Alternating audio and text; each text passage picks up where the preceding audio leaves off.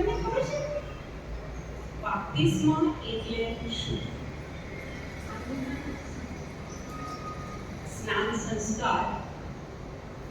તમે નાના હતા અને એ જે સ્નાન સંસ્કાર થયો એ પ્રભુની રીતે, સ્વર્ગની રીતે એ સ્નાન સંસ્કાર થયો ત્યારે તમારું એ વખતે શું કરવામાં આવ્યું? ફાધરે તમને પાણી અને પેલા ઓઇલથી સ્નાન સંસ્કાર આપ્યું. પણ એ દિવસે દુનિયાની, આખી દુનિયાની સૌથી મૂલ્યવાન ભેટ, સૌથી મોંઘી ભેટ ઈશ્વર પિતાએ તમને આપી છે. કઈ ભેટ? સોનું, ચાંદી, હીરા, માણેક, આ બધું આપ્યું? ના. કોણ મને કહેશે કે એ દિવસે ઈશ્વર પિતાએ દુનિયાની સૌથી કિંમતી, એની સામે આખી પૃથ્વી પર જેટલું સોનું, ચાંદી, દાગીના, ડાયમંડ આ બધું તમે ભેગું કરો તો પણ એની સરખામણીમાં ના આવે એવી મૂલ્યવાન ભેટ તમને આપી છે. સિસ્ટર ઇન્દિરા, આપણને બાપ્તિસ્માના દિવસે ઈશ્વર પિતાએ કઈ ભેટ આપી? Praise the lord. સિસ્ટર માટે તાળી પાડી દો.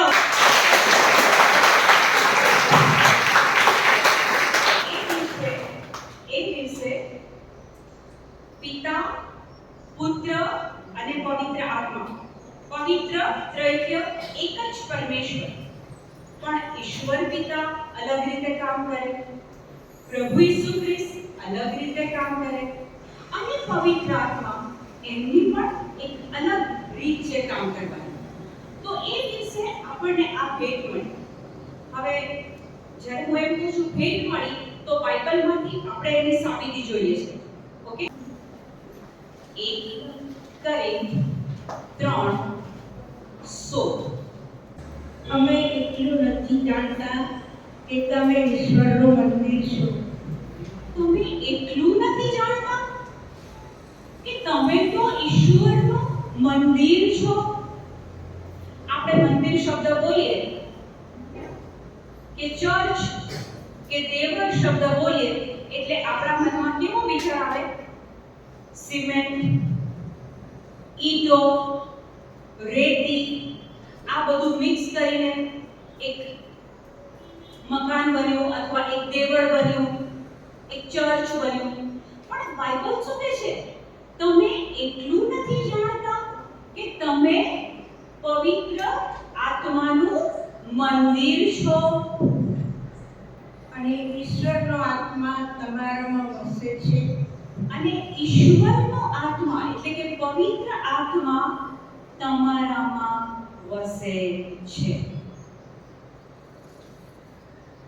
મને ખબર નથી તમે આને સમજ્યા કે ના સમજ્યા, પણ પ્રભુનો આત્મા, પવિત્ર આત્મા એ સૌથી શક્તિશાળી ભેટ બાપ્તિસ્માના દિવસે પ્રભુએ તમારી અંદર મૂકી છે.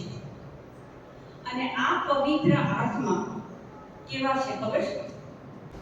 અત્યારે મારી ઉંમર પ્રમાણે મારે અમુક કામો કરવાના હોય કે જ્યાં મને ખબર પડે કે મારી શક્તિથી, મારી તાકાતથી, મારા જ્ઞાનથી, મારા બળથી હું આ ના કરી શકું. કોઈ સંજોગોમાં એ મારા માટે શક્ય ના હોય. પણ મને ખબર છે કે દુનિયાની સૌથી શક્તિશાળી મૂલ્યવાન ભેટ તો મારી અંદર છે. હું પવિત્ર આત્મા સાથે વાત કરું કે પવિત્ર આત્મા, તમે જુઓ છો કે આ કામ મારી શક્તિથી થાય એવું નથી. પવિત્ર આત્મા, તમે મને બળ આપો, શક્તિ આપો, જ્ઞાન બુદ્ધિને ડાપણ આપો કે હું આ કામ કરી શકું. સિસ્ટરે મને કીધું કે ત્રીજી ત્રીજીએ આવ જોઈ, ત્રીજીને ચોથી આ કામ કરવાનું છે, પ્રભુના વચન શીખવાનું. મારા ઘરે બીજી તારીખે અમુક સંજોગોને લઈને હું પુષ્કળ બિઝી હતી અને મારે ત્રીજી સવારે અહીંયા આવવા માટે ટ્રેન પકડવાની હતી. અહીંયા આવવા માટે એ મને હું અહીંયા શું વાત કરીશ અથવા હું પ્રભુનું કયું વચન બોલીશ એ બધી બાબતને લઈને આખી રાત, ઓલમોસ્ટ આખી રાત હું જાગી. ગઈકાલે સવારે ટ્રાવેલિંગ થયું. અંકલેશ્વરથી ઉતર્યા પછી પણ 2 કલાકનું ટ્રાવેલિંગ હતું અને મેં પવિત્ર આત્માને કીધેલું, તમે મને મદદ કરજો, આધ્યાત્મિક બળ આપજો, શારીરિક બળ આપજો, માનસિક બળ આપજો કે હું આ કામ કરી શકું. ગઈકાલે રાત સુધી આપણે બધા સાથે હતા. તમને ક્યાંય એવું લાગતું હતું કે આ થાકી ગયા છે? આ છે પવિત્ર આત્માની શક્તિ. તમારા રોજિંદા જીવનમાં તમે આ ટ્રાય કરીને જોશો. આજથી ટ્રાય કરજો. તમારે કોઈ પણ કામ હોય, સૌથી પહેલા પવિત્ર આત્માને કહેવાનું, પવિત્ર આત્મા આ કામ માટે મને મદદ કરો. તમે કલ્પના નહીં કરી હોય એવી રીતના અજાયબ રીતે, ચમત્કારિક રીતે તમારું એ કામ સફળ થશે. ઓકે? તો બાપ્તિસ્માના દિવસે પવિત્ર આત્માની ભેટ મળી છે એ આપણે બાઇબલમાંથી ખબર પડી. હવે એ બાપ્તિસ્મા થયું એ શું થયું? રોમન પુસ્તક 6ઠો અધ્યાય અને એમાં 3જું વચન. તમને ખબર નથી કે આપણે સૌએ સ્નાનસ્કાર દ્વારા ઈસુ ખ્રિસ્ત સાથે સાયુજ્ય સાધ્યું. ઓકે, એક શબ્દ પહેલા સમજી લે, પછી એક વચનમાં છે. અહીંયા શબ્દ આવે છે સાયુજ્ય. સાયુજ્ય સમજવા માટે મારે પહેલા એક્સપ્લેન કરવું પડશે. ખેડૂત હોય તો એના ખેતરમાં એવા આંબા હોય કે જેના ઉપર ખાટી કેરી આવે છે. ઓકે, હવે એ ખેડૂત શું કરે? કેસર કેરી હોય ને, ખાટા આંબાને અને કેસર કેરીના આંબાને એ શું કરે? કલમ કરે. હવે કલમ કરવી એટલે ખબર છે તમને? કલમ કરવી, મોગરાની કલમ થાય, ગુલાબની કલમ થાય. એક છોડ અને બીજો છોડ એને કાપે અને પછી એને જોઈન કરે. આ કલમ કહેવાય. ઓકે, તો એ ખેડૂત જ્યારે ખાટો આંબો અને મીઠી કેરીનો આંબો એને કલમ કરે, સાથે જોઈન કરે અને પછી ઉગાડે, ત્યારે એ આંબા પર મીઠી કેરીઓ, પેલી કેસરની કેરીઓ એના પર ઉગે. આને કહેવાય કલમ. વધારે એક અલગ ગુજરાતી ભાષાનો અહીંયા એક શબ્દ વપરાયો છે, સાયુજ્ય સાધવું. કલમ કરવી, ભેગા કરવા, એક કરવા. હવે એ બાપ્તિસ્માના દિવસે શું થયું છે એ આપણે અહીંયા આગળ સાંભળીએ. તમને ખબર નથી કે આપણે સૌએ સ્નાન સંસ્કાર દ્વારા ઈસુ ખ્રિસ્ત સાથે સાયુજ્ય સાધ્યું હતું. તમને ખબર નથી? બાઇબલ તમને પૂછે છે, તમને ખબર નથી બાપ્તિસ્મા લીધું છે? તમને ખબર નથી કે સ્નાન સંસ્કાર દ્વારા આપણે ઈસુ સાથે કલમ થયા છીએ, એક થયા છીએ, સાયુજ્ય સધાયું છે.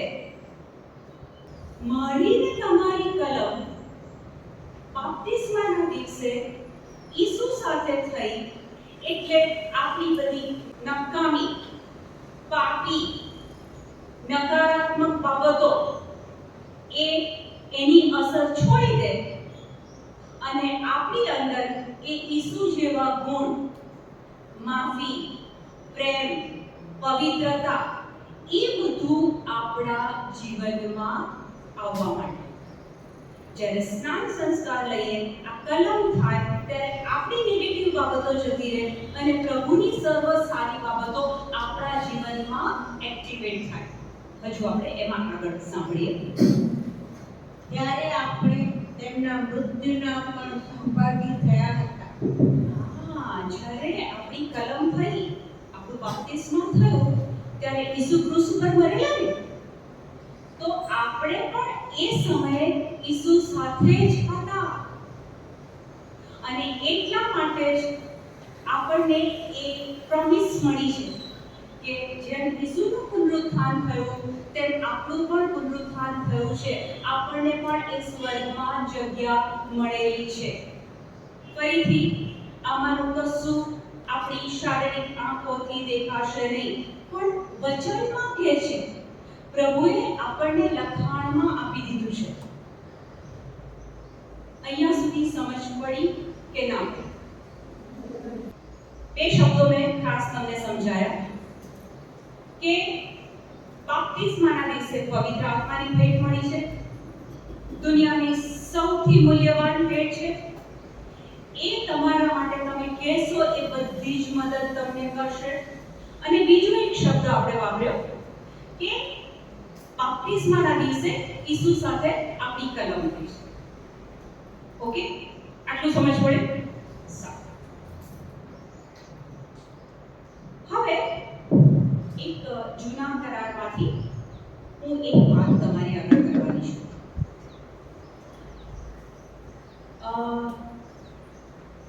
હમણાં આપણે બધા ચર્ચમાં બેઠા ને ત્યારે ફાધર એક શબ્દ બોલેલા, શ્રદ્ધા. શ્રદ્ધા શ્રદ્ધા એટલે શું? ઓ આ દીકરી માટે આપણે ક્લેપ કરવું પડે.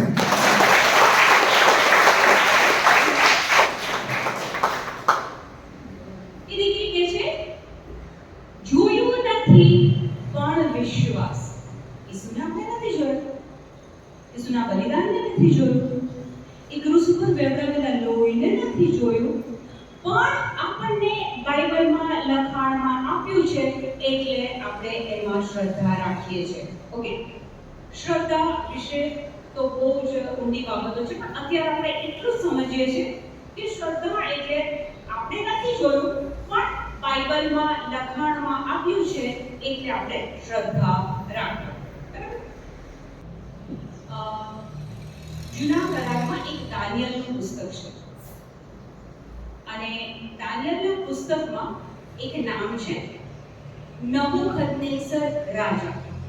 એક રાજા હતો, બાબિલ નામનું એક પ્રાંત, અને એ પ્રાંતની અંદર નબુકદનેસર નામનો એક રાજા રાજ્ય કરતો હતો. હવે રાજ્ય હોય, રાજા હોય, ત્યાં પ્રજા તો હોય ને, પ્રજા તો હોય, સીધી વસ્તુ છે. તો એ રાજા ખૂબ ધનાઢ્ય, ખૂબ હોશિયાર, અને એની પ્રજા રાજા કહે ને એ બધું જ એક એક શબ્દ રાજાનો માને. રાજા જે આજ્ઞા કરે એ એની પ્રજા એ આજ્ઞાને પાળે. હવે એક વખત એવું બન્યું કે રાજાએ બાબિલ પ્રાંતમાં એક 60 હાથ ઊંચી એક સોનાની મૂર્તિ બનાવી. 6 હાથ પહોળી અને 60 હાથ ઊંચી એવી નગદ પ્યોર સોનાની મૂર્તિ બનાવી. બરાબર? હવે એમણે મૂર્તિ બનાવી અને પછી એમના પ્રાંતમાંથી અને આજુબાજુના પ્રાંતમાંથી લોકોને આમંત્રણ આપ્યું. પ્રજાજનો બી હતા અને એમાં જે વહીવટ કરતા હોય, રાજ્યપાલો હોય, એ બધા લોકોને પણ રાજાએ ત્યાં આમંત્રણ આપ્યું. અને પછી રાજાએ એક જાહેરાત કરી. શું જાહેરાત કરી? કે છે કે અમુક બધા મ્યુઝિશિયન એટલે કે વાજિંત્રો વગાડનારને રાજાએ બોલાવ્યા હાર્મોનિયમ વગાડે, સારંગી વગાડે, સિતાર વગાડે, આ બધા જે મ્યુઝિક વગાડનારા હતા એ બધાને રાજાએ આમંત્રણ આપ્યું અને લોકોને એવું કીધું કે જ્યારે આ લોકો વાજિંત્રો વગાડવાની શરૂઆત કરે ત્યારે એક જણે આ જે સોનાની મૂર્તિ બનાવી છે એને દંડવત સાષ્ટાંગ પ્રણામ કરવા. એક તો પ્રણામ હોય કે આપણે બે હાથ જોડીને માથું નમાઈએ અને પછી સાષ્ટાંગ પ્રણામ એટલે કે આખા નીચે પડવાનું અને એને પ્રણામ કરવાનું. રાજાએ કીધું, લોકોની તાકાત છે કે ના પાડે, હાથ પાડવી પડે. જો રાજાનું ના માને તો શિક્ષા થાય. એટલે રાજાએ શું કીધું કે જો તમારામાંથી કોઈ વ્યક્તિ અહીંયા સંગીત શરૂ થાય અને જો દંડવત પ્રણામ નહીં કરે તો એને અગ્નિમાં બાળી નાખવામાં આવશે.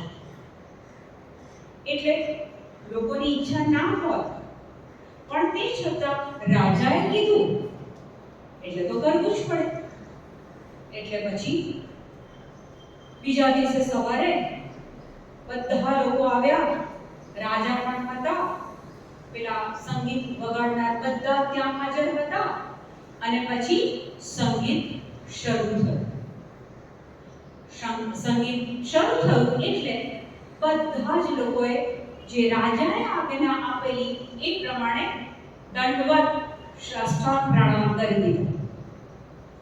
પણ ત્યાં 3 જુવાન છોકરાઓ એવા હતા કે જેમણે રાજાની આજ્ઞા પ્રમાણે એ મૂર્તિને પ્રણામ કર્યા નહીં, મૂર્તિ આગળ ઝૂક્યા નહીં. એ 3 છોકરાઓનું નામ હતું શેદ્રાક, મેશાક અને અબેદનગો. આ 3 છોકરાઓ રાજાની આજ્ઞાની વિરુદ્ધ સંગીત વાગવા છતાં મૂર્તિ આગળ ઝૂક્યા નહીં. હવે અમુક જણાએ જોયું કે આ છોકરાઓ તો મૂર્તિ આગળ નમ્યા નથી, એટલે એ લોકોએ રાજાને ફરિયાદ કરી. કેવી ફરિયાદ કરી કે રાજા, તમે તો કીધેલું કે બધાએ નમવાનું અને ના નમે એને અગ્નિમાં નાખવાનો. તો રાજા કહે છે, હા મેં આવું કીધેલું. તો પેલા લોકોએ કીધું કે આ 3 છોકરાઓ શેદ્રાક, મેશાક અને અબેદનગો, આ 3 છોકરાઓએ તમારી આજ્ઞાનું પાલન કર્યું નથી. એટલે રાજા તો ગુસ્સે થઈ ગયા. કોની તાકાત છે કે મારી આજ્ઞાનું પાલન નથી કરતું? રાજાએ હુકમ કર્યો કે 3 છોકરાઓને મારી પાસે બોલાવો. એટલે આ 3 છોકરાઓને રાજા પાસે લઈ જવામાં આવ્યા. રાજાએ પૂછ્યું કે તમે સંગીત વાગ્યું ત્યારે આ મૂર્તિને પ્રણામ નહોતા કર્યા? તો કહે છે, ના અમે નહોતા કર્યા. તો રાજા કહે છે, તમને ખબર છે ને એની શિક્ષા શું છે? તો કે હા અમને ખબર છે આની શિક્ષા શું છે. તો રાજાને હજી વધારે ગુસ્સો આવ્યો કે અગ્નિમાં જવાની વાત છે, જ્યાં મૃત્યુ નિશ્ચિત છે, પણ આ છોકરાઓને ડર નથી લાગતી, એવું તો શું છે? તો રાજાએ કીધું, જે એમના માણસો હતા એમને કીધું કે અગ્નિ તમે જે સળગાઈ છે એને 7 ગણી વધારે પ્રજ્વલિત કરો. અગ્નિને 7 ગણી વધારે પ્રજ્વલિત કરો. એટલે રાજાને શું લાગ્યું કે આ બોલ્યા પછી આ છોકરાઓ ડરી જશે અને આ મૂર્તિને સાષ્ટાંગ પ્રણામ કરી દેશે. તો રાજાએ આ છોકરાઓને કીધું કે હવે તમને આ અગ્નિમાં નાખવામાં આવશે ત્યારે કયો પ્રભુ તમને બચાવે છે? તું જોઉં તો ખરો કયો પ્રભુ તમને બચાવે છે? ત્યારે આ ત્રણ છોકરાઓ જે ગઈકાલની હું તમારી જોડે વાત કરી રહી છું, પ્રભુને નરી આંખે જોઈ શકાય નહીં. ગઈકાલે આપણે કીધું કે કોરોનાની હયાતીની સાબિતી મળી કે માણસો મરી જતા હતા. એમ પ્રભુ દેખાતો નથી, પણ પ્રભુની હયાતીના આપણે ગઈકાલે પુરાવા જોયેલા. ઝાડ નીચેના મૂળિયા દેખાતા નથી, પણ એ ઝાડની ઉપર ફળ આવે. માતાના ગર્ભનું બાળક 9 મહિના પછી આખું બાળક થઈને બહાર આવે, એ પ્રભુની હયાતી છે. દર એપ્રિલ મે મહિનામાં આંબાના ઝાડ ઉપર કેરીઓ ઉગે, એ પ્રભુની હયાતીના પુરાવા છે આપણી પાસે. ઓક્સિજન દેખાતો નથી, પણ એ ઓક્સિજનથી પૂરે તમે જીવતા છીએ, પ્રભુની હયાતી છે. તો આ ત્રણ છોકરાઓ આ વસ્તુમાં શ્રદ્ધા રાખતા હતા કે પ્રભુ ભલે દેખાતો નથી, પણ વચન અનુસાર આપણો પ્રભુ.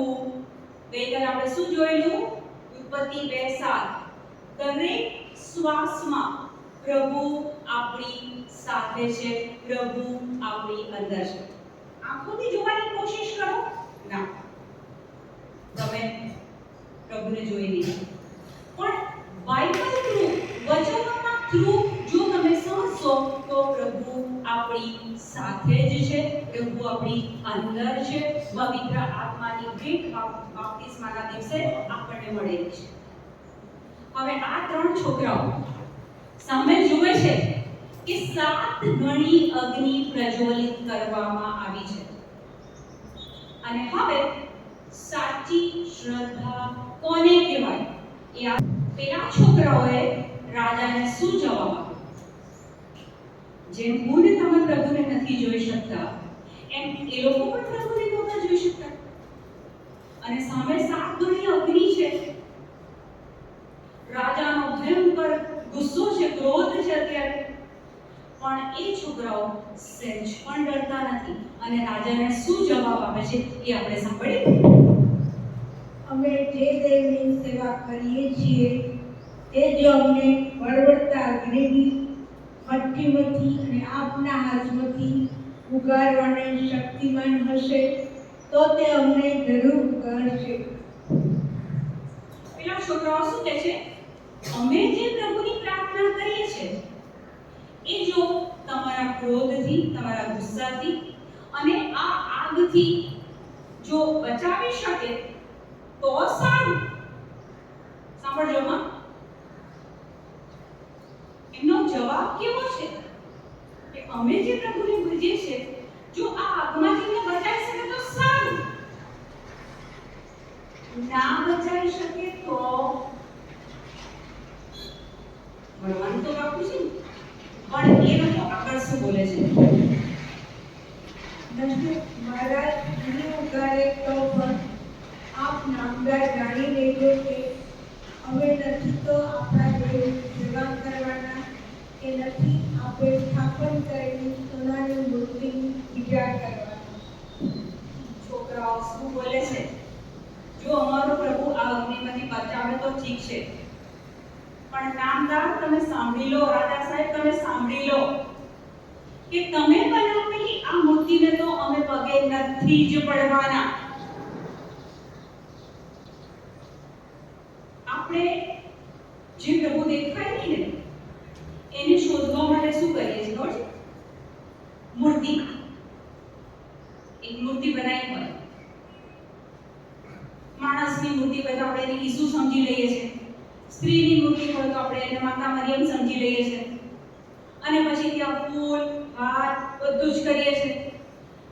આ છોકરાઓ શેદ્રાક, મેશાક અને અબેદનગો એ પેલા ગુસ્સે થયેલા રાજાની સામે ખોંખારીને બોલે છે કે જો અમારો પ્રભુ અમને બચાવી શકે તો ઠીક છે, બાકી એટલું યાદ રાખી લેજો કે અમે આ મૂર્તિને તો પ્રણામ કરવાના જ નથી, દંડવત પ્રણામ કરવાના જ નથી. કારણ કે આપણી શ્રદ્ધા કોનામાં છે? જીવતા પ્રભુમાં. અને જીવતો પ્રભુ એ મૂર્તિઓમાં હોતો નથી. હવે રાજા તો ગુસ્સે થઈ ગયો, કારણ કે છોકરાઓએ તો ચોખ્ખું કહી દીધું કે અમે આ તમે કીધું છે એ અમે કરવાના નથી. એટલે પછી રાજાએ હુકમ આપી દીધો કે આ છોકરાઓને પેલી 7 ગણી અગ્નિ પ્રજ્વલિત કરી છે એમાં નાખ્યો. એટલે માનો કે તમારે કોઈ કાગળ તમારે બહારની બહાર નાખવું હોય તો બહારની નજીક તો જવું પડે ને. તો પેલા માણસો કે જે આ 3 છોકરાઓને અગ્નિમાં નાખવા ગયા, એ લોકો અગ્નિની પાસે તો એમને જવું પડે ને અંદર નાખવા માટે. તો જેટલા માણસો એ 3 છોકરાઓને અગ્નિમાં નાખવા ગયા એ બધા માણસો પડી ગયા. વચનમાં લખ્યું છે બધા જ માણસો પડી ગયા. અને પેલા 3 છોકરાઓને તો આગમાં નાખ્યા. એ છોકરાઓને જ્યારે અંદર નાખવામાં આવ્યા ત્યારે એ છોકરાઓએ અંદર ગયા પછી 2 બાબત કરી. સૌથી પહેલો તો એમણે, અહીંયા બધું લખેલું છે, વર્ણન છે 3જા અધ્યાયમાં, ક્યારે ફુરસત કાઢીને આ 3જો અધ્યાય વાંચજો. એ છોકરાઓને જે અંદર નાખ્યા ને પહેલું કામ એ લોકોએ શું કર્યું ખબર છે? પ્રભુ પાસે માફી માંગી કે પ્રભુ અમારાથી પાપ થઈ ગયા છે એટલે કદાચ અમને આ શિક્ષા મળી છે. અને બીજું કામ શું કર્યું ખબર છે? પાપ વિશે એમણે એક પસ્તાવો કર્યો. અને પછી એ લોકોએ ત્યાં પ્રભુની સ્તુતિ અને આરાધના ચાલુ કરી. ભજનો ગાવા માંડ્યા, પ્રભુના આભાર માનવા માંડ્યા, ડાન્સ કરવા માંડ્યા, કૂદવા માંડ્યા. તમને કોઈ શિક્ષા થાય તો તમને રડવું આવે કે તમે પ્રેઝ એન્ડ વર્શિપ સ્તુતિ અને આરાધના કરો?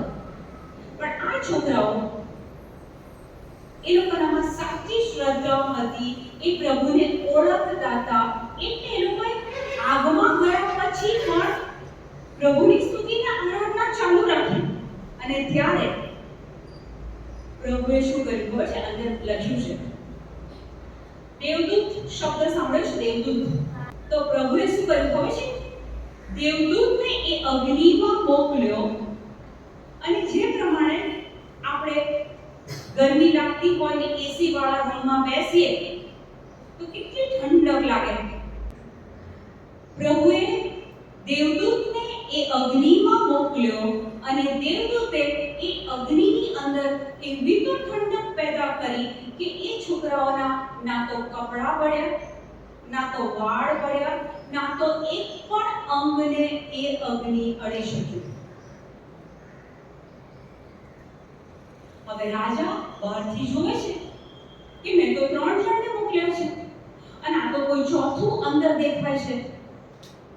એટલે રાજાને ખબર પડી ગઈ કે જે લોકો એમને અગ્નિમાં નાખવા અગ્નિની નજીક ગયા હતા એ લોકો પડી ગયા, પણ આ તો 3 જણ ભજન કીર્તન કરે છે, ડાન્સ કરે છે અને એમની સાથે કોઈ એક ચોથું પણ છે. અને ત્યારે રાજાને એ પ્રભુનો પરચો સમજાયો. પછી રાજા એ લોકોને બહાર બોલાવે છે અને એ લોકોનું માન સન્માન થાય છે. આપણા માટે શીખવાની બાબત કઈ છે કે ગમે તે પરિસ્થિતિ હોય, ગમે તે ઉંમર હોય, જીવનમાં સફળતા મળે કે નિષ્ફળતા મળે, આ છોકરાઓએ મૂર્તિની આગળ નમન ના કર્યું. એમનું પાપ નહોતું, કારણ કે આપણને 10 આજ્ઞાઓ આપી છે મોશે દ્વારા. 10 આજ્ઞાઓ એમાં પણ પ્રભુએ કીધું છે કે તારે મૂર્તિ પૂજા નહીં કરવાની, તારે તારા જીવતા પ્રભુમાં શ્રદ્ધા રાખવાની. તો આ છોકરાઓએ તો આજ્ઞાનું પાલન કરેલું, મૂર્તિ પૂજા ના કરી, તે છતાં એમને અગ્નિમાં નાખવામાં આવ્યા. આપણે દુઃખ આવે, નિષ્ફળતા આવે ત્યારે આપણે પ્રભુ પર નારાજ થઈ જઈએ છીએ, પ્રભુ પર ક્યારેક ગુસ્સે થઈ જઈએ છીએ. પણ આ છોકરાઓએ દુઃખમાં પણ પ્રેઝ એન્ડ વર્શિપ કરી, સ્તુતિને આરાધના કરી, પ્રભુ પાસે પોતાના પાપોની કબૂલાત કરી, માફી માંગી. આ 3 છોકરાઓ આપણને આ બે ત્રણ બાબતો શીખવાડી જાય છે કે પ્રભુ આંખોથી નહીં દેખાય, એ વચનો દ્વારા આપણે એ પ્રભુને ઓળખવાનું. બીજી વસ્તુ, તકલીફ આવે તે છતાં આપણે જે પ્રભુ દેખાતો નથી એમાં જ આપણે આપણી શ્રદ્ધાને દ્રઢ રાખવાની છે. હાલી નહીં જવાનું, ડગી નહીં જવાનું, ગેરમાર્ગે નહીં વળી જવાનું, મૂર્તિની પૂજા નહીં કરવાની. એટલે આપણી અંદર પવિત્ર આત્મા છે, આપણે પ્રભુના બાળક છીએ.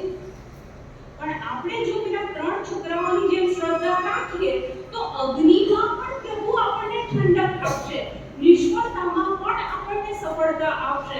તમારું જીવન ક્યારેક તમને એમ લાગતું હોય કે હવે આગળ શું, ત્યારે એ પ્રભુને તમે બે બાબત કરવાની, જે ત્રણ છોકરાઓએ કર્યું. પહેલા તો આપણા પાપની કબૂલાત કરી લેવાની પ્રભુ આગળ, અને બીજું સ્તુતિને આરાધના, એમનો આભાર માનવાનો, ભજનો ગાવાના. એ વાતને એમ દુઃખી નહીં થવાનું કે આવું થયું છે, પણ જો તમે પ્રભુની સ્તુતિને આરાધના કરો તો ત્યાં પ્રભુનો હાથ, પ્રભુની મદદ તમે જોઈ શકશો. ઓકે, તો આને કહેવાય સાચી શ્રદ્ધા, કે પાપ નથી કર્યું તે છતાં અગ્નિમાં જવાનું થયું તો પણ પ્રભુ પર ગુસ્સો નહીં. એ જ પ્રભુમાં હું શ્રદ્ધા રાખીશ, ભલે મારા આંખમાં જવાનું થાય. એ છોકરાઓ શું કહે છે? ભલે આંખમાં જવાનું થાય પણ અમે મૂર્તિને તો પ્રણામ નહીં જ કરીએ. ઓકે, અહીંયા સુધી સમજાયું. હવે આપણે જ્યારે સાચી શ્રદ્ધા વિશે સમજ મેળવી તો હવે પ્રભુ તમને આજે કોઈ એવી બાબત કહી રહ્યા છે. મને જ્યારે સિસ્ટરે એવું કીધેલું કે પ્રભુ વિશે કંઈક કહેવાનું છે, ત્યારે હું પવિત્ર આત્માને પૂછતી હતી, કારણ કે મને તો બાપ્તિસ્મા મળ્યું છે ને, એટલે પવિત્ર આત્મા ક્યાં છે? મારી અંદર છે. એટલે મને કશું સમજ ના પડે, એટલે હું પવિત્ર આત્માને પૂછું. એટલે અહીંયા આવતા પહેલા મેં પવિત્ર આત્માને પૂછ્યું કે હું ત્યાં આ લોકોને કઈ બાબત વિશે કહું. ત્યારે એક વચન પ્રભુએ મને ચોખ્ખું પવિત્ર આત્માએ બતાવ્યું. એક વચનમાં એવું છે કે પ્રભુએ મને ને તમને આ પૃથ્વી પર મોકલ્યા છે, બરાબર? એટલે આપણે નાના હોઈએ ત્યારે સ્કૂલમાં જઈએ, પછી મોટા હોઈએ તો કોલેજમાં જઈએ, પછી આગળ આપણને જે માર્ગ પસંદ કરવો હોય તે આપણે માર્ગ પસંદ કરીએ. પણ આપણે ભલે કોઈ પણ નિર્ણય લઈએ, પણ એ નિર્ણય લીધો, એક વખત તમે એ નિર્ણય લઈ લીધો પછી એના પરિણામો તો તમારે કે મારે ભોગવવા પડે. દાખલા તરીકે એક સરકારી નિયમ છે કે વાહન ડાબી બાજુ ચલાવવાનું. આપણા ભારત દેશમાં આ નિયમ છે કે વાહન ડાબી બાજુ ચલાવવાનું. હવે માનો કે મને એક દિવસે એવી ઈચ્છા થઈ ગઈ કે ભર ટ્રાફિકમાં મારે જમણી બાજુ જ વાહન ચલાવવું છે. મેં જમણી સાઈડ પર વાહન ચલાવવાની શરૂઆત કરી. હવે વળાંકવાળો રસ્તો છે અને સામેથી એક વાહન આવે છે અને મારી કાર અને પેલા ભાઈની કાર અથડાય છે. વાંક કોનો? મેં નિર્ણય લીધો ખોટી સાઈડ પર કાર ચલાવવાનો. પછી વાગે, કાર ડેમેજ થાય, હડકા તૂટે. પછી હું એમ કહું કે આ છે ને, જો પ્રભુએ મને કહ્યું અમારું હાડકું તૂટી ગયું. પ્રભુ કહે છે ના, નિયમ તો તારી પાસે હતો, પણ તે એ નિયમનું ઉલ્લંઘન કર્યું અને તે રોંગ સાઈડ પર ચલાવ્યું. પ્રભુ એમાં જવાબદાર નથી. હું શું કહેવા માંગુ છું? તમે તમારા જીવનમાં જે બી નિર્ણય લેશો તો પ્રભુ આવી રીતના ગળચી નહીં પકડે કે ભાઈ આવો નિર્ણય ના લેશે. તમારી ગળજી નહીં પકડે. પ્રભુએ તમને સ્વતંત્રતા આપી છે. જે નિર્ણય લેવો હોય તે લો, પણ એના પછીના પરિણામો માટે તૈયાર રહો. અને ઉપદેશમાળા 15:14.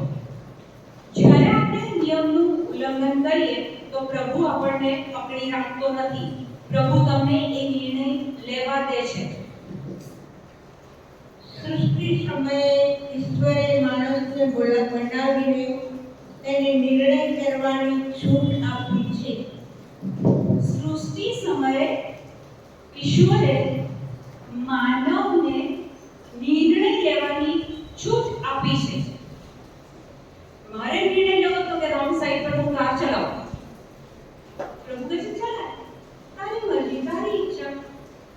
એક્સિડન્ટ થાય તો પ્રભુ કહે છે મને કહેતી નહીં, કારણ કે તે નિર્ણય લીધો છે. સમજો છો કે નથી સમજતા?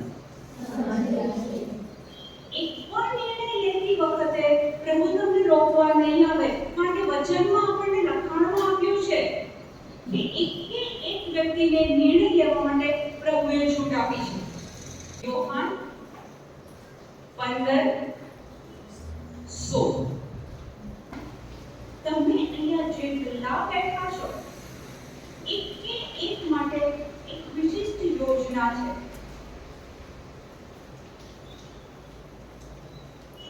આખો રૂમ અંધારું હોય, અને એક નાનો દીવો આપણે મૂકીએ તો એ દીવામાંથી કેટલું અજવાળું આવે? 4, 5, 7, 10 ડગલા ભરીએ એટલું આપણને દેખાય. એ દીવાના અજવાળાથી આખું ઘર ના જોઈ શકાય. દીવો નાનો હોય એટલે એ દીવામાંથી થોડુંક દેખાય, એટલે આપણે 5-7 ડગલા ચાલી શકીએ એટલું આપણને અજવાળું મળે. અત્યારે આ 2 દિવસ દરમિયાન પ્રભુ તમારા જીવનમાં એ અજવાળું નાખી રહ્યા છે. એ દીવાના રૂપમાં હમણાં તમને તમારું આગળની બાબતો પ્રભુ બતાવી રહ્યા છે. એક યોજના તમારા જીવન માટે પ્રભુએ બનાવેલી યોજના. જો તમે તમારા નિર્ણય લેશો, ચોક્કસ લો. સિસ્ટર, તમે એક શબ્દ સાંભળ્યો છે, લિવિંગ રિલેશનશિપ. એવો શબ્દ સાંભળ્યો છે? લિવિંગ રિલેશનશિપ એટલે કે છોકરો અને છોકરી લગ્ન નથી કરતા, પણ સાથે રહે છે. આ એમનો પોતાનો આગવો નિર્ણય છે. પ્રભુ આપણને ક્યાંય આ બાબત નથી શીખવાડ્યું. પ્રભુએ એક લગ્ન સંસ્કાર ઉભો કર્યો છે, જેમાં મા, બાપ, ફાધર હોય, ફાધરની વિધિ થાય, જ્યાં તમને એ લગ્નનો આશીર્વાદ મળે અને ત્યારે તમારું એ લગ્ન જીવન શરૂ થાય. પણ લિવિંગ રિલેશનશિપમાં શું હોય છે? ફાધર નહીં, મા બાપ નહીં, પ્રભુ નહીં, આશીર્વાદ નહીં, કશું નહીં. હવે એ સાથે રહે 6 મહિના, 12 મહિના, 2 વર્ષ, અને પછી ત્યાં પ્રશ્નો શરૂ થાય. પછી ત્યાંથી છૂટા પડે. પ્રભુની યોજનાની વિરુદ્ધનો નિર્ણય લઈએ એમાં પ્રભુના આશીર્વાદ ના હોય, કદાપી ના હોય.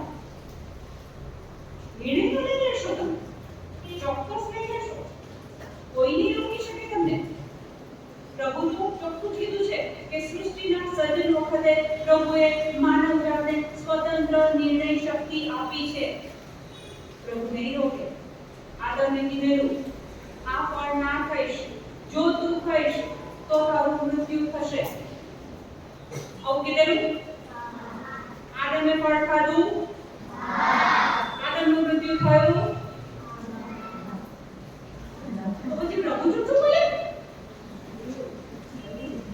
પ્રભુ જૂઠું બોલે? વાત તો સાચી કે પ્રભુએ કીધેલું તારું મૃત્યુ થશે, આ ફળ ખાઈશ તો એને ખાધું નહીં ખરું, પણ તો બી એનું તો મૃત્યુ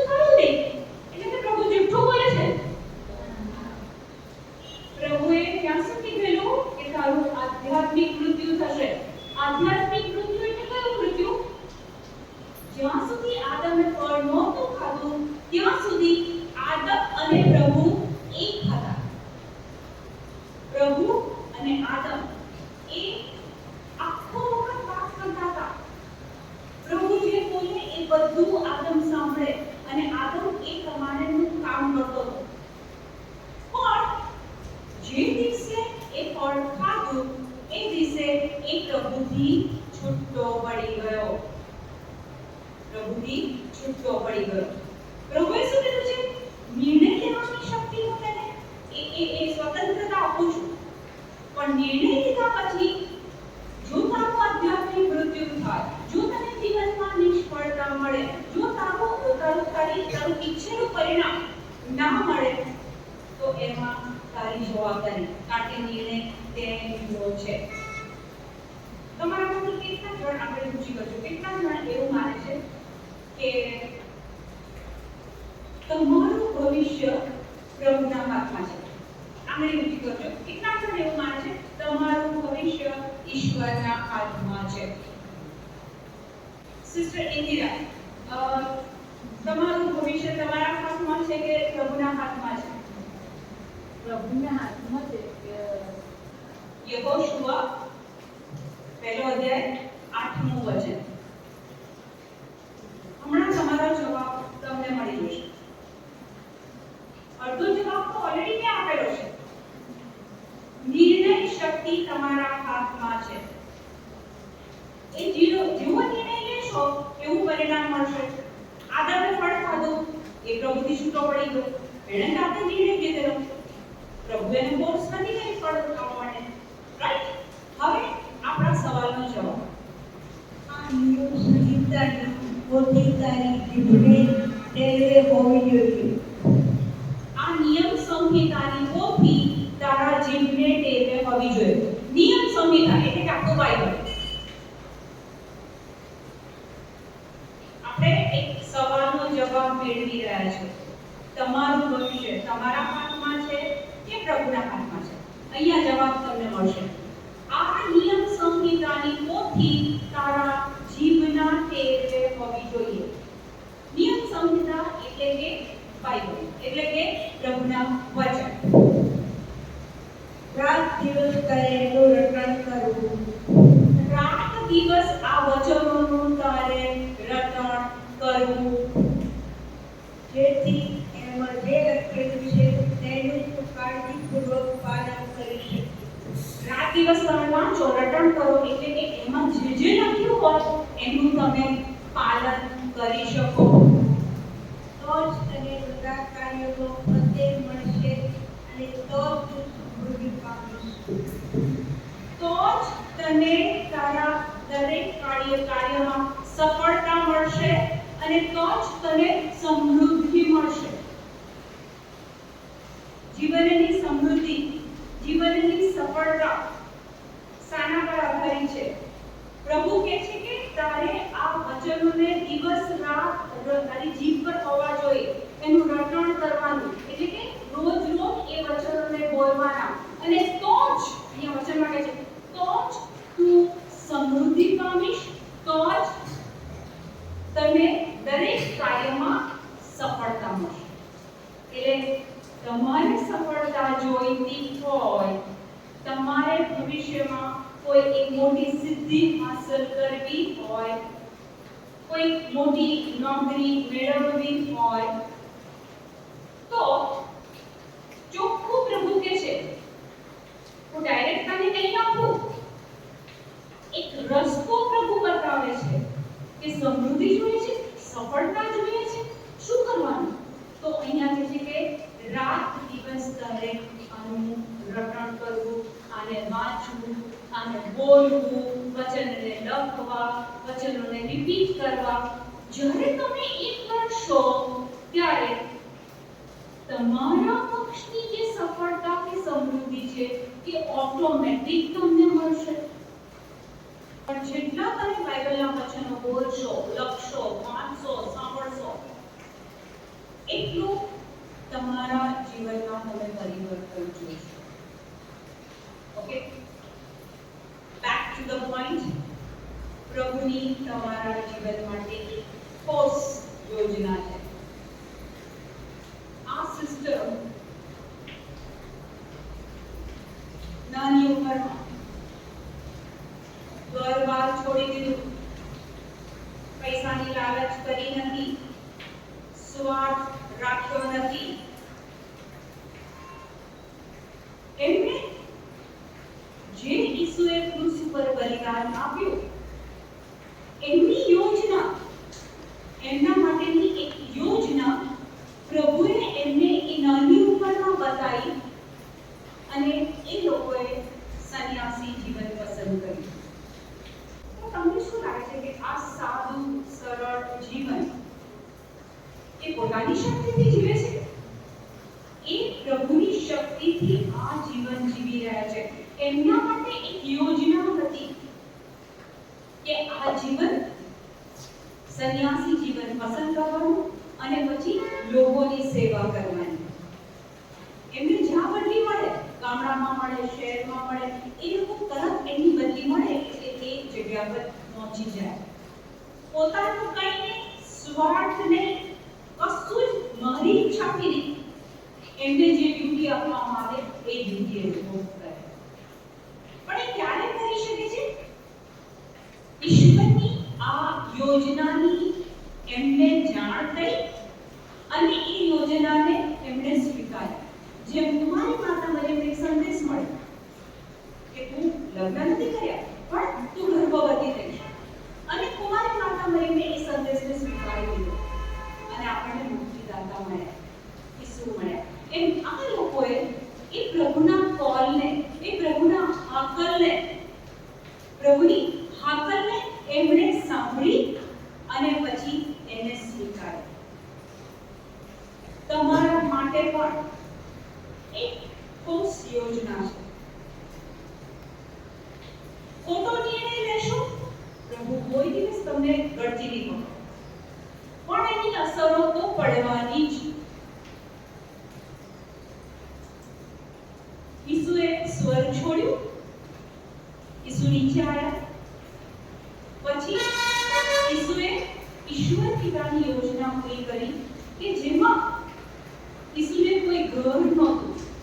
જો તમે બાઇબલ વાંચો તો ઈસુ પાસે ઘર નહીં.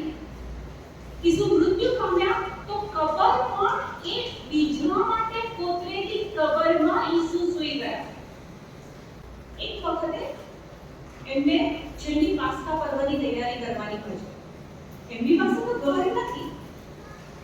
બીજાનું ઘર એ પાસ્કાના પર્વની ઉજવણી માટે એ વાપરે છે. એટલે કે ઈસુ પાસે પોતાનું કહી શકાય પૃથ્વી પર એવું ઘર, દાગીના કશું જ એમની પાસે નહોતું. એમણે ખાલી એક જ ઈશ્વર પિતાની યોજના ક્રૂસ ઉપર મરી જઈને મને તમને સ્વર્ગ મળે, અનંત જીવન મળે, એ યોજના ઈસુએ પૂરી કરી. તમને શું લાગે છે? એ ઈશ્વરનો પુત્ર, સ્વર્ગનો રાજકુમાર, સારી સંપત્તિનો માલિક ગરીબ થઈને પૃથ્વી પર આવે છે.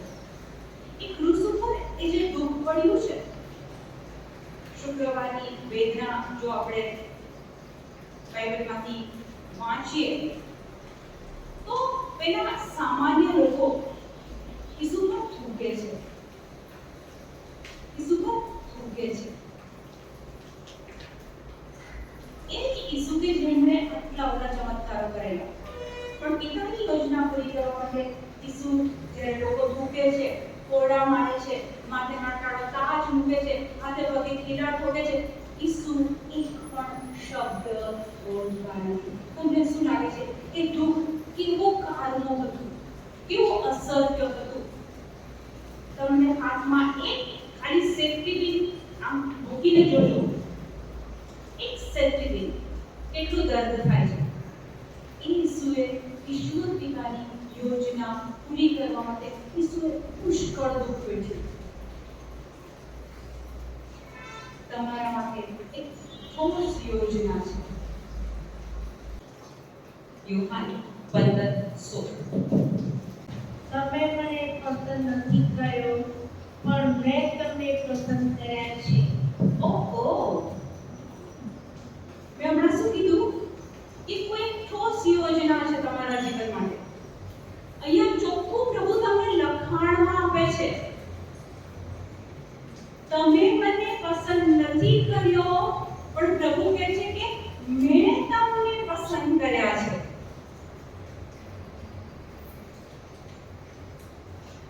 પસંદગી થવી એટલે આ એક બહુ મોટી બાબત છે કે પ્રભુએ તમને એક કામ માટે પસંદ કર્યા છે. અને શું કામ એ પણ હું તમને બતાવું.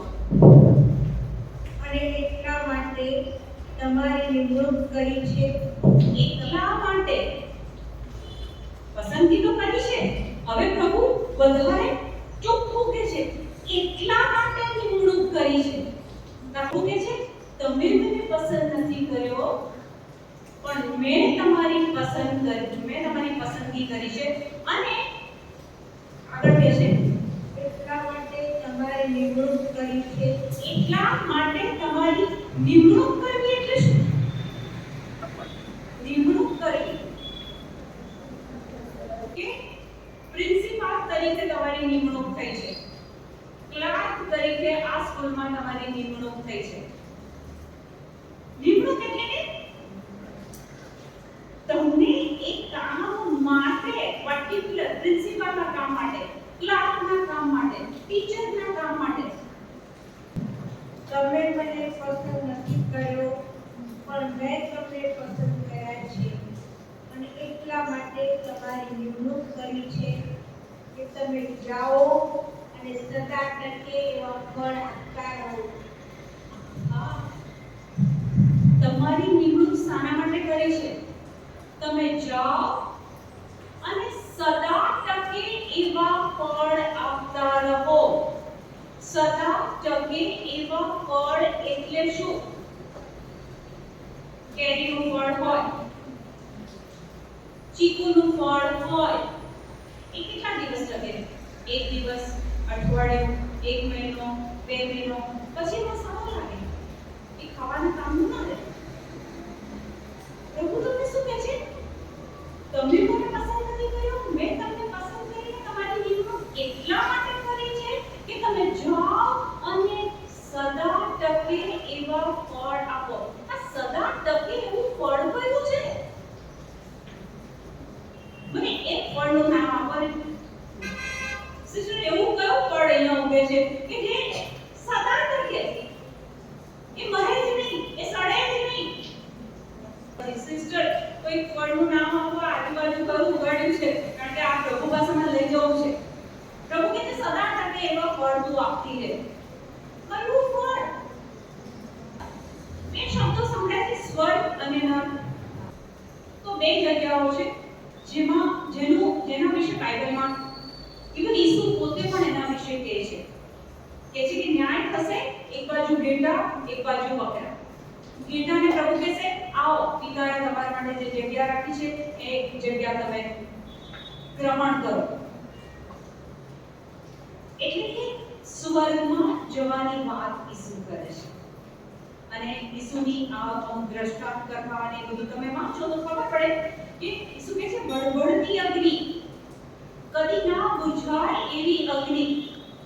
તો એ કઈ જગ્યા જે સ્વર્ગ નથી, ત્યાં નર્કનો રેફરન્સ આપવામાં આવે છે. બરાબર? તો આત્મા, હું ને તમે મરી જઈશું. દાખલા તરીકે અત્યારે હું તમારી સામે ઊભી છું, તો આ મારું શરીર છે, પણ શરીરની અંદર પ્રભુએ આત્મા મૂક્યો છે. જો હું ઈસુને ના ઓળખું, ઈશ્વર પિતાને ના ઓળખું, તો મારા મૃત્યુ પછી આત્મા એ સ્વર્ગમાં ના જાય. પૃથ્વી પર આપણે પ્રભુને ઓળખવા પડે. તો પ્રભુ શું કહે છે? મેં તને પસંદ કરી છે, તારી નિમણૂક કરી છે સદા ટકે એવા ફળ આપવા માટે. એટલે કે આ શરીરમાંથી જે આત્મા નીકળે એ યા તો સ્વર્ગમાં જશે ને કાયમી જીવન જીવશે, અનંતકાળી જીવન જીવશે જેનો નાશ નહીં થાય. તો પ્રભુ તમને ને મને આ કામ માટે પસંદ કરે છે. પ્રભુ કહે છે કે લોકો સુધી જાઓ અને એ લોકોને પ્રભુ વિશે બતાવો, પ્રભુના વચન વિશે બતાવો, પ્રભુના પ્રેમ વિશે બતાવો, ઈસુના બલિદાન વિશે બતાવો કે એ બલિદાનમાં ઈસુએ તમને ને મને એ અનંતકાળી જીવન આપી દીધું છે. કેટલાય લોકો એવા છે જે ઈસુને નથી ઓળખતા, ઈસુના બલિદાન વિશે એ લોકોને કશી જ ખબર નથી. અંધારાના રાજ્યમાં એ લોકો ભટકી રહ્યા છે. અને ત્યારે પ્રભુ બાઇબલમાં એવું સમજે ઈસુ કહે છે કે જેને કાન હોય તે સાંભળે. પ્રભુ આપણને બાઇબલ દ્વારા કહે છે કે તારે નિર્ણય તારે જે લેવો હોય તે લે, તને રોકીશ નહીં.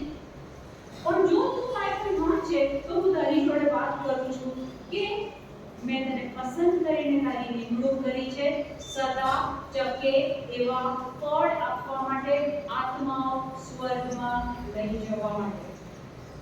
ઈસુ પુષ્કળ દુઃખ વેઠ્યું અને ઈસુએ મારા અને તમારા માટે એ દુઃખ વેઠીને મને ને તમને ખરીદી લીધા છે. આપણે શૈતાનના બાળકો નથી. ઈસુએ આપણને દુઃખ વેઠીને ખરીદી લીધા છે. 1 કોરિન્થ 6:20 ઈસુએ દુઃખ વેઠ્યું, એની કિંમત ચૂકવી અને આપણને ખરીદી લીધા. હવે આપણે પ્રભુના બાળકો છે. જો આપણે પ્રભુના બાળકો છે તો આપણું જીવન, આપણા નિર્ણયો એ પ્રભુની યોજના અનુસાર હોવા જોઈએ, ના કે મારો સ્વાર્થ. તમે કેટલું બી પાપ કરો, પણ પ્રભુ તમને પ્રેમ કરે છે. કોઈ વખત આપણાથી શું થાય છે? કોઈ ભૂલ થઈ જાય, કોઈ પાપ થઈ જાય, જૂઠું બોલાઈ જાય, ચોરી થઈ જાય, કશું કોઈ પાપ થઈ જાય, એટલે આપણે શું માનીએ છીએ કે હવે પ્રભુ મારાથી નારાજ થઈ ગયો, હવે પ્રભુ મને પ્રેમ નહીં કરે.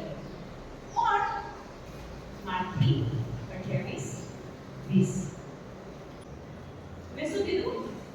આપણાથી ભૂલ બી થઈ જાય ને, આપણાથી પાપ પણ થઈ જાય ને, પણ એટલું યાદ રાખજો, પ્રભુ તમને પુષ્કળ પ્રેમ કરે છે. લખાણમાં બતાવું છું, મારી વાત નથી કરતી. તમને મેં જે આજ્ઞાઓ આપી છે તેનું પાલન કરવાનો ઉપદેશ આપો અને ખાતરી રાખજો કે હું યુગના અંત સુધી સદા તમારી સાથે છું. ખાતરી રાખજો, ઈસુનું પોતાનું વાક્ય છે. ખાતરી રાખજો કે યુગના અંત સુધી હું તમારી સાથે છું. પતિ પત્ની લગ્ન કરે, થોડો વખત સારું ચાલે, પછી ઝઘડો થયો, એટલે પછી શું કહેશે? જા તું તાર ઘેર જા. એ પ્રેમ કેવો છે? કેવો છે? સ્વાર્થી. જો મને ગમે એવું જીવન ના જીવે તો બે તાર ઘેર જા. ઈસુ શું કહે છે? ખાતરી રાખજો, યુગના અંત સુધી હું તમારી સાથે છું. તમારું જીવન દ્રવ્ય લોભથી મુક્ત રાખો. જે હોય એનાથી સંતોષ ન માનો, કારણ ઈશ્વરે કહ્યું કે હું કદી તને છોડી નહીં જાઉં, તારો ત્યાગ નહીં કરું. પ્રભુએ શું કીધું? હું કદી તને છોડી નહીં જાઉં, કદી તારો ત્યાગ નહીં કરું. ભૂલ થઈ જાય, કોઈ પાપ થઈ ગયું, પણ પાપ થયું છે એટલે પ્રભુ મારાથી ગુસ્સે છે એ સમજીને પ્રભુથી છૂટા ક્યારે પણ નહીં પડવાનું, વચનોથી છૂટા ક્યારે પણ નહીં પડવાનું, પ્રાર્થનાથી છૂટા ક્યારે પણ નહીં થવાનું. કારણ કે પ્રભુ લખાણમાં આપે છે કે હું તારો ત્યાગ નહીં કરું, હું તને છોડી નહીં જાઉં. તો પ્રભુ કેટલો મહાન છે. ખાતરી આપે છે કે માણસે ભૂલ તો થવાની છે, પણ ભૂલ થઈ એટલે પ્રાર્થના બંધ કરી દીધી, ભૂલ થઈ એટલે ચર્ચમાં જવાનું બંધ કરી દીધું. પ્રભુ કહે છે એ નહીં, તું મને વળગે નહીં. ખબર છે યહૂદાએ ઈસુને 30 સિક્કામાં વેચી દીધો, ખબર છે? અને સિમોન પીતર ઈસુને 3 વાર નકારે છે. આ માણસ કોણ કે છે? નહીં ઓળખ, 3 વાર નકારે છે. યહૂદાએ બી પાપ કર્યું, સંત પીતરે બી પાપ કર્યું, પણ સંત પીતરે શું કર્યું? રડી રડીને પ્રભુની પાસે પસ્તાવો કરીને પ્રભુની પાસે જાય છે. યહૂદાએ શું કર્યું? આપઘાત કર્યો. એટલું બધું દુઃખ થયું કે પ્રભુની પાસે જવાની જગ્યાએ એ આપઘાત કરે છે. ક્યારે પણ ભૂલ થઈ જાય તો એ ભારમાં નહીં રહેવાનું કે પ્રભુ મારાથી નારાજ છે. તમે ભૂલ કરશો પણ પ્રભુ તો તમને એટલો જ પ્રેમ કરે છે. મારું તમને એ કહેવું છે કે લાંબી જિંદગી છે, નિર્ણય તમારે લેવાનો છે, પણ એવું જીવન જીવીએ જે પ્રભુને ગમે, પ્રભુની યોજના અનુસારનું જીવન હોય, ના કે આપણું સ્વાર્થી. ઓકે, કોઈ સવાલ પૂછવો છે? ધન્યવાદ પ્રભુ, અત્યારે તમારો આભાર.